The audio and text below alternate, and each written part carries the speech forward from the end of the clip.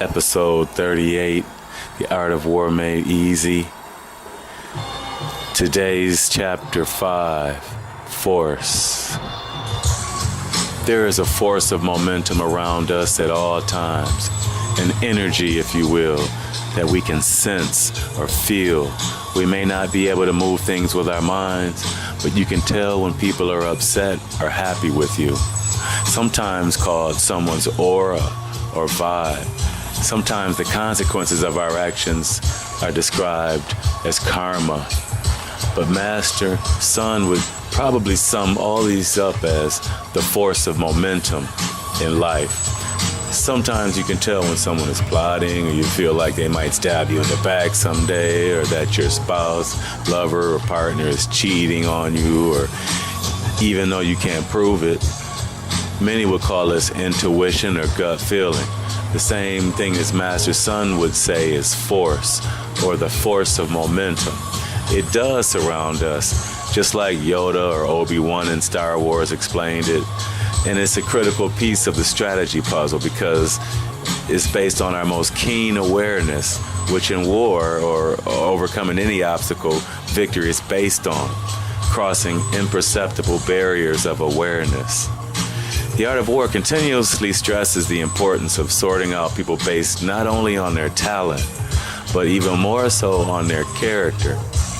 It stresses the importance of not looking toward individual people for victory in battle, but rather look toward the force of momentum for victory in battle. It says, when you have the force of momentum in battle, even the timid become brave. But when you lose the force of momentum in battle, even the brave become timid. Let's say I have a team of chefs, but some are better than the other ones, and the amateur chefs will be confident because of the leadership of the experienced chefs. But if the best chefs go out together one night and die in a car crash, the amateur chefs have to take the reins, right? So even some of the good chefs that are left might be a little timid, because their foundation or the force of momentum has been compromised, right? However, if they plan for such a day like this, God forbid, they might not lose the force of momentum when it actually happens, right? And this is also one of the 5 ways of knowing who will win in Chapter 3, Planning a Siege, right? And the same could be said of anyone's line of work, no matter what you do, right? Let's think about like new cars, actors, rappers, singers, when they lose their advantage, with the force of momentum because they lose their novelty, right? A lot of men make this mistake in relationships. They mistake novelty for substance, and then they want to return, and apologize later because they realize, novelty is shallow, but the masses seek it in droves, Nevertheless, some learn to reinvent themselves, as they get older, or the younger ones are going to come take their previously sexy roles, right?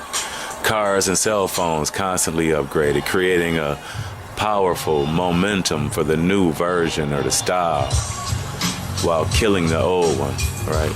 Your confidence or lack thereof, a lot of what you feel and know influences the force of momentum. But a lot of the force of momentum has nothing to do with, nor is it affected by the way you feel or your level of knowledge and confidence. I might feel good, confident, and knowledgeable about climbing a mountain, but there could be unforeseen obstacles, unpredictable, right? Victory is only by surprise. For the enemy too, or you. In this case, the physical terrain and the weather are the enemies. What looks like a dangerous momentum to the novice might look perfectly fine to the experienced, expert, veteran, professional, right? Mastering the Art of War says that danger and safety lie in oneself. So the force of momentum involves everything in your life, not just from a 360-degree visual, but something that happened across the world affects some people. It could be terrorism or the stock market or the business overseas or divorce, your history and your past, your ideas about the future. It affects everything you are doing in the present. And it's all the force of momentum for you at this time. When you attack one with 5, you have the force of momentum on your side. One-on-one would be fair, but war is based on winning, not fairness. Even in truth, this is true. It's not fair that I have the right answer and you were wrong, but it just is, and I win. If I wanted to be fair, perhaps I would whisper the answer so we could both win, but your boss will fire you. You don't refrain from giving yourself to other people for sex just because your spouse found you first. Ground of Contention, Chapter 11, right? It would be fair to share it, right? Of course not. Relationships are based on winning, not fairness, and that is just. War is no different. It's not fair, and neither is life. That is normal. What is not normal is something or someone or some situation that is not just. Countries must justify what they have done after war. The truth will out. Chapter 3, Planning a Siege.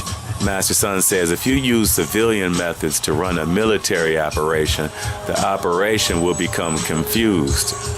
During the fight, your goal is to win, not be fair, which the book would say civilized methods, civilian methods, right? But your cause must be just, and there are still rules to winning a battle, right? Mastering the Art of War says the guiding principle of an army should be uprightness. You have to come to grips with crushing the competition, though, or if that makes you uncomfortable, perhaps you can communicate or guard. Master Sun says the brave can fight, the careful can guard, the intelligent can communicate, and no one is useless. All of us are one or some combination of these 3, and it's not hard to tell who's who, you know. Find the one or ones that bring you the most success, and you will be seizing the force of momentum to your advantage. Achieving the most by doing the least. The less needed, the better. War by non-doing. Mastering the Art of War. One thing I noticed that permeated through Yoda's wise talks in Star Wars was about feelings. Search your feelings, stretch your feelings, etc. Because that's where the truth lies. And that's what gives order to your life, Mastering the Art of War. Which talks deeply also about how emotions are bad, the more you succumb to them.